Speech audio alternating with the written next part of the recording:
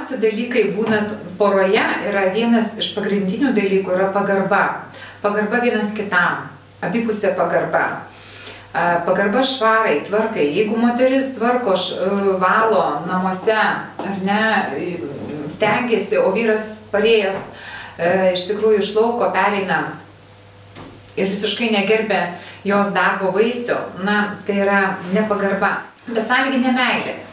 Tai viena iš svarbiausių dalykų tiesiog priimti partnerį, būti su partneriu, mokėjimas dalintis, mokėjimas palaikyti, mokėjimas atjausti, išklausyti, tiesiog žmogui leisti būti šalia tavęs, nekeičiant, nesistengiant žmogų pakeisti čia ir dabar, juk žmogui kartais reikia laiko, dalymasis, davimas ir augimas, vyras kaip materija, materialinės gerovės nešėjas, bet nesugeba suteikti moteriai vidinės ramybės ir stabilumo. Moteris,